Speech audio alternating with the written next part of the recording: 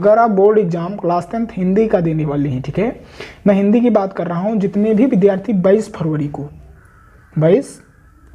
फरवरी को हिंदी का पेपर देने वाले हैं यूपी बोर्ड एग्जाम की, तो उनके लिए आज की इस वीडियो में जीवन परिचय लिखने का ट्रिक बताऊंगा सूरदास का। सूरदास का जीवन परिचय जो है वो मोस्ट इंपॉर्टेंट है। क्या है? Most important. ये हर साल परीक्षा में आता है और अब की बार 100% मैं गारंटी लेता हूं कि ये जो जीवन परिचय है वो आएगा ही। तो 5 नंबर आपके पक्का होंगे। 5 नंबर का जीवन परिचय जो है वो कवि का जीवन परिचय और 5 नंबर का लेखक का जीवन परिचय पूछा जाता है, ठीक है। और ये 100% बोर्ड एग्जाम में आएगा सूरदास का जीवन परिचय, ठीक है। तो अब मैं बताऊंगा आपको सूरदास का जीवन परिचय कैसे लिखना है। देखो, ये बोर्ड की कॉपी लाइक ऐसे ही रहती है। आपको सबसे पहले बोर्ड की कॉपी में लेफ्ट एंड राइट साइड में लाइन खींच लेना है अच्छे से, ठीक है, काली स्केच जो होती है उससे।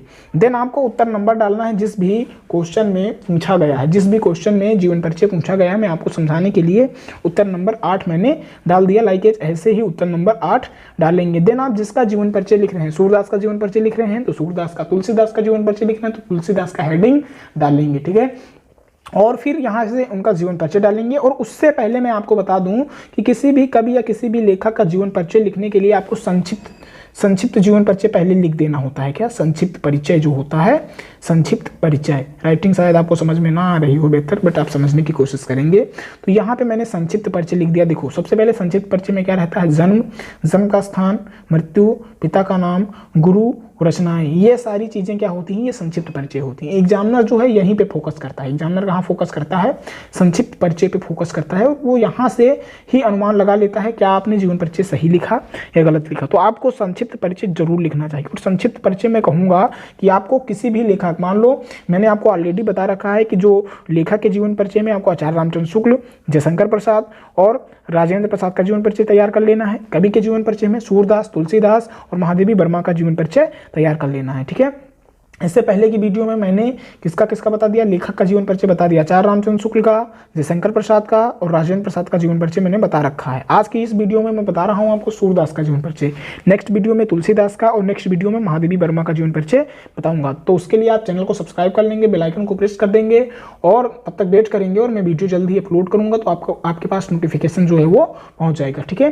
तो आपको क्या करना है? आपको सभी के संक्षिप्त परिचय, सभी जीवन जो लेखक हैं उनके संक्षिप्त जीवन परिचय को आप तैयार कर लेंगे। उनका जन्म कब हुआ, जन्म का स्थान, मृत्यु, पिता का नाम, गुरु का नाम, रचनाएं, ये सारी चीजें जो हैं, बेसिक चीजें उनके बारे में संक्षिप्त परिचय वो तैयार कर लेंगे। और इसी तरीके से बॉक्स बनाकर अब मैं आपको सूरदास का जीवन परिचय बताता हूं कि सूरदास का जन्म कब हुआ? 1478 ईस्वी में। जन्म का स्थान क्या था? सूरदास का जन्म रुनकता नामक ग्राम में हुआ। मृत्यु कब हुई? 1583 ईस्वी में सूरदास की मृत्यु हुई। इनके पिता का क्या नाम था? पंडित रामदास था। सूरदास के पिता का नाम क्या था? पंडित रामदास जी था। गुरु का नाम आचार्य वल्लभाचार्य था और रचनाएं सूरसागर एवं सूर सारावली था और साहित्य लहरी, ये इनकी प्रमुख रचनाएं थी। तो इस प्रकार संक्षिप्त जो परिचय है वो सूरदास का मैंने आपको बता दिया। अब यही परिचय जो मैंने बताया है इसी से आपको जीवन परिचय जो है वो लिखना है। तो आपको लिखना पड़ेगा, महाकवि सूरदास का जन्म रुनकता नामक ग्राम में 1478 ईस्वी में हुआ था। यही तो मैंने यहाँ पे लिखा। देखो, जन्म कब हुआ? 1478 ईस्वी में। ग्राम कौन था? रुनकता ग्राम था। तो हमने लिखा महाकवि सूरदास का जन्म रुनकता नामक ग्राम में 1478 ईस्वी में हुआ। आप क्या कर सकते हैं? ये जो जन्म का स्थान है और जो जन्म का सन है उसको आप काली कलम से भी लिख सकते हैं। जब आप लिखेंगे तो इससे हाईलाइट हो जाएगा और एग्जामिनर का ध्यान वहीं पे पहुंच जाएगा, ठीक है। अब इनके पिता का नाम पंडित रामदास था। तो इनके पिता का नाम पंडित रामदास था, तो आपने ऑलरेडी पता है आपको, और आपने यहाँ पे थ्योरी के फॉर्म में लिख दिया। मैं अगर आपको बताऊं, अगर आप संक्षिप्त परिचय सही से लिख रहे हैं तो थ्योरी के परिचय में अगर गलत भी हो जाता है तो दिन आपको टेंशन लेने की आवश्यकता नहीं है, फुल मार्क्स मिलेंगे, ठीक है। तो इनके पिता का नाम पंडित रामदास था। कुछ विद्वान सीही नामक स्थान को सूरदास का जन्म मानते हैं, और जो कुछ विद्वान हैं वो सीही नामक जो गांव था, स्थान था, वहां सूरदास का जन्म स्थल मानते हैं, ठीक है। नेक्स्ट देखो, सूरदास जन्म से अंधे थे या नहीं? सूरदास जन्म से अंधे थे या बाद में अंधे हो गए, इस संबंध में भी विद्वानों में मतभेद है। इस संबंध में भी जो मतभेद है वो विद्वानों में है। ये हिंदी भक्त कवियों के शिरोमणि माने जाते थे। ये हिंदी भक्त कवियों के, क्योंकि ये भक्त वत्सल से, तो ये भक्त कवियों के शिरोमणि माने जाते थे। सबसे ऊपर इन्हीं का नाम आता था। अगर भक्त कवियों की बात करूं तो भक्त शिरोमणि जो कवि कहलाते हैं वो तुलसीदास और सूरदास और अन्य जो कवि हैं वो कहलाते हैं, ठीक है। तो आई होप होप आपको समझ में आ गया होगा कि क्या क्या जीवन परिचय में इनके लिखना है। तो ये हिंदी भक्त कवियों के शिरोमणि माने जाते थे।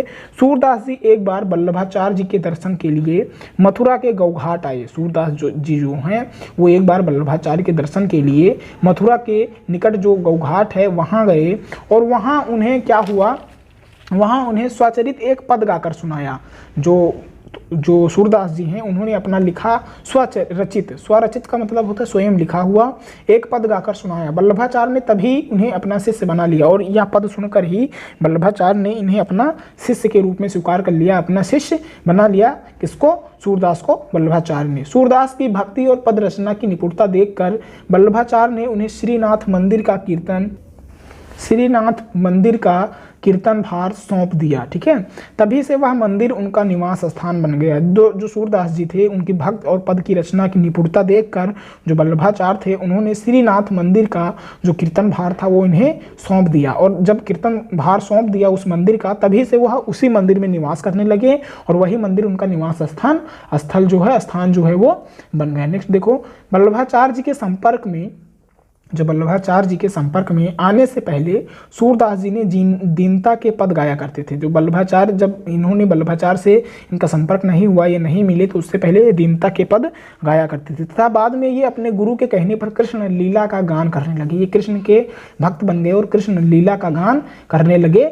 ठीक है, तो सूरदास जी की मृत्यु 1583 ईस्वी में गोवर्धन के पास पारसौली ग्राम में हो गया। सूरदास की मृत्यु कब हुआ? 1583 ईस्वी में हो गया, और कहाँ हुआ? गोवर्धन के पारसौली ग्राम में हो गया। तो इस प्रकार से आपको सूरदास का जीवन परिचय जो लिखना था वो ऐसे ही लिखना था। बहुत ही आसान तरीके से मैंने बताया, और बहुत ही इंपॉर्टेंट जीवन परिचय था सूरदास का। ठीक है, अब इनकी प्रमुख रचनाएं 3 ही हैं, सूरसागर, सूरसारावली, साहित्य लहरी। तो इनकी ये 3 प्रमुख रचनाएं हैं सूरदास की, सूरसागर, सूरसारावली, साहित्य लहरी। ठीक है, तो इस तरीके से आपको इनका जीवन परिचय जो है वो बोर्ड की कॉपी में लिख के आना है। रचनाएं सूरसागर, सूरसारावली, साहित्य लहरी। इनका जो जन्म हुआ वो कब हुआ? 1478 ईस्वी में। कब हुआ? 1478 ईस्वी में क्या हुआ? जन्म हुआ। और मृत्यु कब हुई? 1583 ईस्वी में। समझ में आ रहा है आपको? 1478 ईस्वी में और 1583 ईस्वी में। ठीक है, तो इस प्रकार से आपको समझ में आ गया होगा कि सूरदास का जो जीवन परिचय है वो कैसे लिखना है। उनकी रचनाएं भी समझ में आ गई थी, और जन्म, मृत्यु, जन्म का स्थान, पिता का नाम और गुरु का नाम, ये भी आपको समझ में आ गया। तो आई होप आप इसी तरीके से बोर्ड एग्जाम में अपना जीवन परिचय जो है सूरदास का वो लिखेंगे। तो फिर मिलते हैं नेक्स्ट वीडियो में, तब तक आप मस्त रहेंगे और अपने बोर्ड एग्जाम की तैयारी अच्छे से करते रहेंगे।